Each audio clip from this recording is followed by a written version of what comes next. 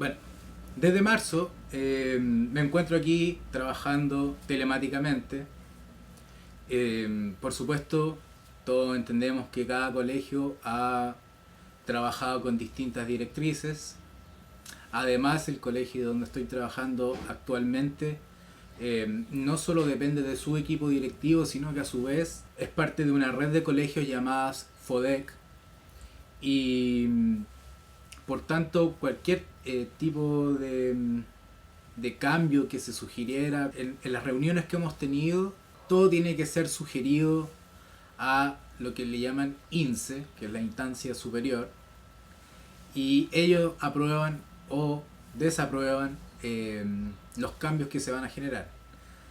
Así que personalmente yo sé que marzo, desde marzo hasta el primer día que hicimos clases, que ni siquiera se llamaban clases, se llamaban retroalimentaciones, desde marzo hasta ese día, que fue en junio donde partimos, de cierta forma se perdió un tiempo. No es que no hicimos nada, estuvimos entregando guías. De hecho, todas las primeras guías fueron, no sabría decir hasta qué clase, pero todas las que habían antes de junio fueron desarrolladas de esa forma. Se suponía que estas eran retroalimentaciones.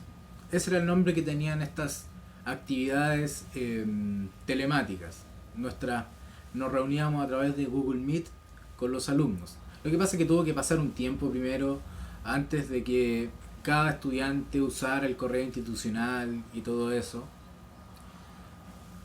El resultado fue que se llamaban retroalimentaciones porque se suponía que la guía que había sido entregada antes, el alumno la iba a trabajar, el alumno iba a hacer las actividades, el alumno iba a enviar las actividades y llegado el momento iba a preguntar: profesor, ¿sabe qué? No entendí esto, no entendí aquello. Resulta que no fue tan así. Al menos en física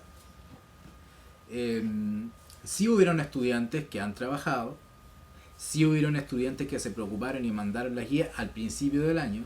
Esto ha ido cambiando en el tiempo, pero es una cantidad reducida de alumnos, pero aún así las retroalimentaciones no eran retroalimentaciones, sino que finalmente eran clases, dado que la mayoría de los alumnos en realidad ya dejó de tomarle cierta atención a las guías y se concentraban en estas clases virtuales, donde básicamente yo personalmente lo que hacía era volví a explicar el contenido y la materia de la guía. Me centraba en el uso de la guía. Sin embargo, ese no es el principal problema.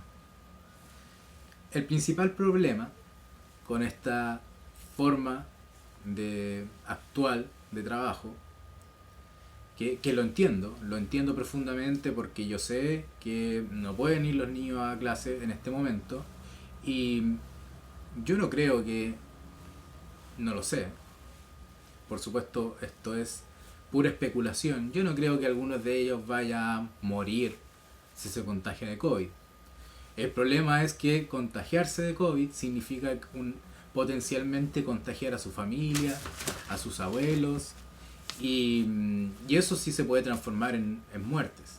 Entonces yo sí entiendo que los alumnos no pueden ir a clases, pero también entiendo que tienen que volver.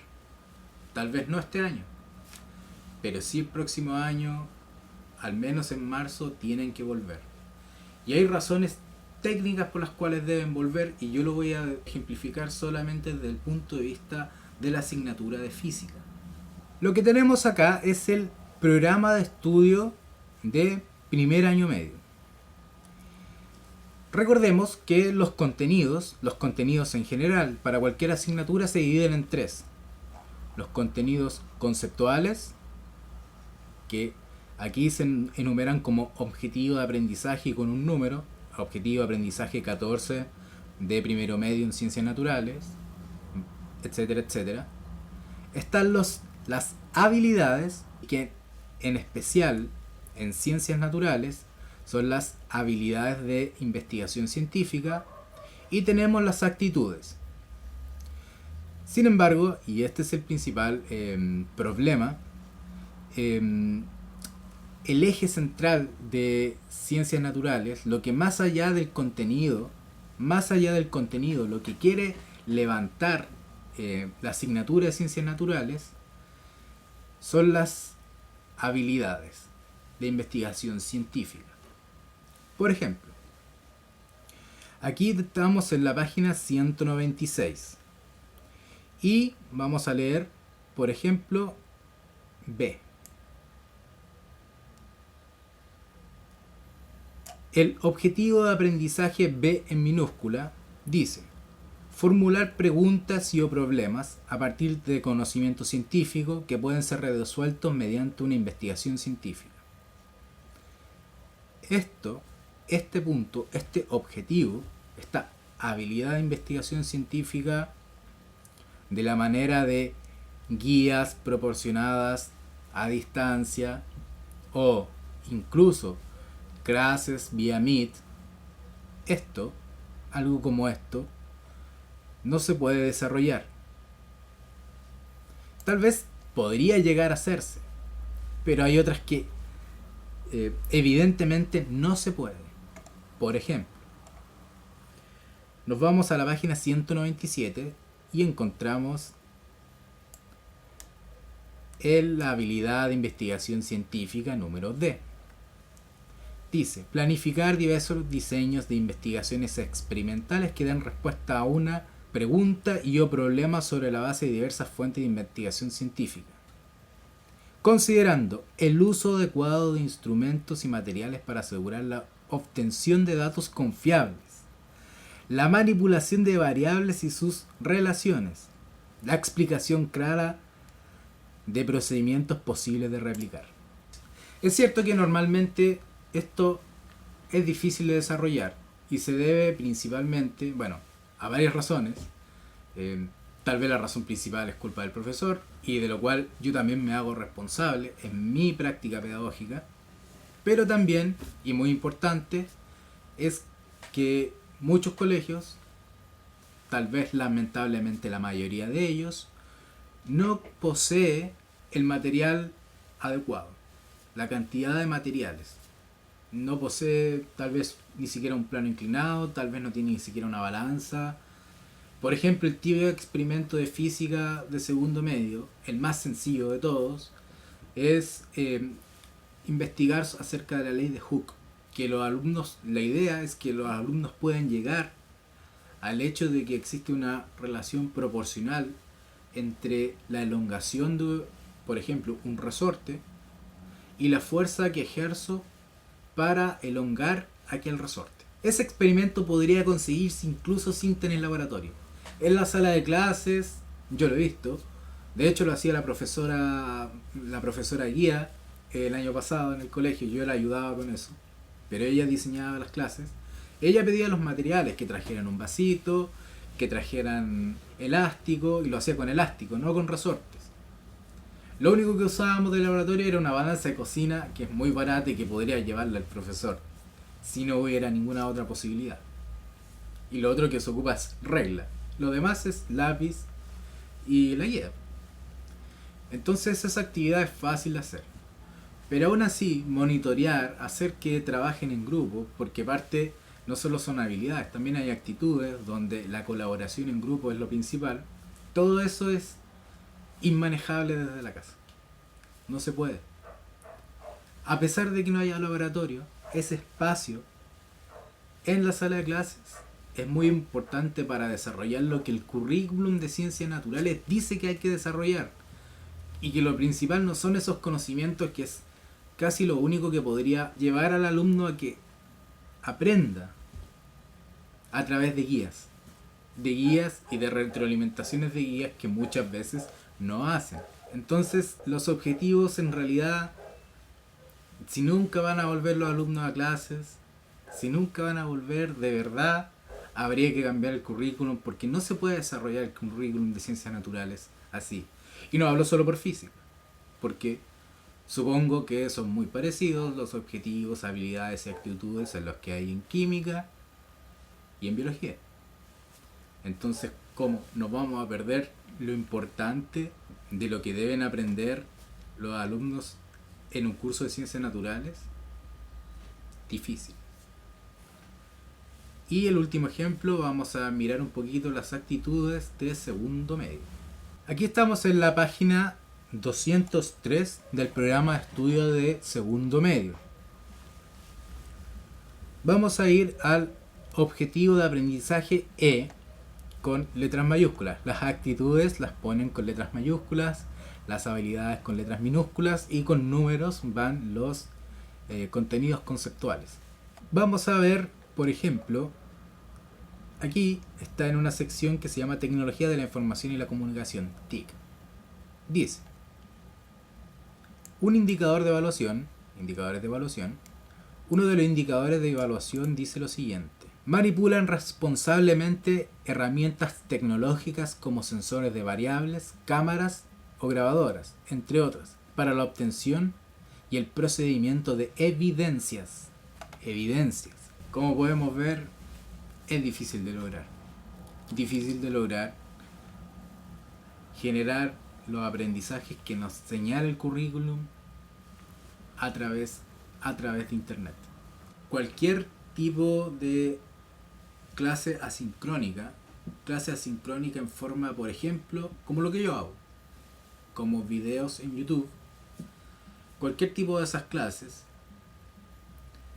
es en el fondo lo que se llama una clase frontal o clase expositiva.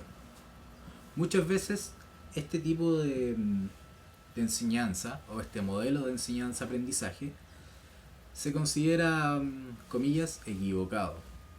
O en realidad no es que sea equivocado y que no funcione, sino que solo funciona para un pequeño grupo de alumnos, normalmente los aventajados. Pero para buena parte del alumnado no funciona. Entonces poner a un alumno a ver videos de YouTube, aunque lo haya hecho el profesor o no, o que lo haya elegido el profesor, eso es en realidad justamente lo que muchas veces se critica. Ese tipo de enseñanza. Así es, en realidad enseñanza frontal. Es eso. No tiene otra... Dejando de lado todo el, comillas, el que generalmente se considera el camino correcto. En realidad hay muchos caminos. Y no es que haya uno bueno y el otro malo, sino que una buena clase en realidad necesita partes de ambos modelos. Existen muchos modelos, pero principalmente hay dos caminos: la enseñanza frontal y lo que le llaman constructivista. El problema del constructivismo es que necesita un guía. El constructivismo, mal entendido, es como que el alumno se enfrentara a las situaciones y pudiera aprender solamente casi solo. Y en realidad eso no se puede. Lo que en realidad sucede, y en realidad como debe ser, es un profesor que esté guiando el aprendizaje. Porque el profesor es el que tiene que señalar, bueno, la ruta que tienes que seguir es esta. El alumno se dará cuenta en el camino que, aprendí esto. Pero eso se hace señalando el camino. Y probablemente se equivoque y no llegue. Es muy fácil que no llegue. ¿Cómo hago que llego? Tengo que estar supervisando. Tengo que estar ahí. El profesor, no solo yo. Tenemos que estar ahí. Y además que, bueno, la sala de clase, a pesar de que no siempre es un ambiente de aprendizaje, muchas veces hay desorden y esas cosas. Yo, por ejemplo, cuando era alumno de enseñanza media, era muy desordenado. A pesar de eso, se puede llegar a controlar en la sala de clases. Y a pesar de ello, porque están dentro de la sala de clases, al final de todo, o tal vez debido a la calificación, al final de todo igual lo hacen. La mayoría igual, casi siempre, hace las cosas. Y es algo que no sabemos cuando el alumno lo hace en la casa. No sabemos si el alumno puede conseguir esos materiales. De hecho, hay alumnos que ni siquiera tienen computador.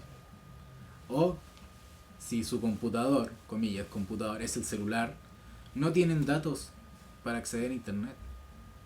Y un celular o un computador sin internet es un objeto que poca utilidad tiene en el mundo actual. Entonces, no se crean que este es un llamado a volver a clases, pero eh, no hay que normalizar lo que está pasando ahora. Este año espero que sea excepcional y que se vuelva para poder enseñar como tiene que ser ciencias naturales. Nos vemos y gracias por leer el portafolio.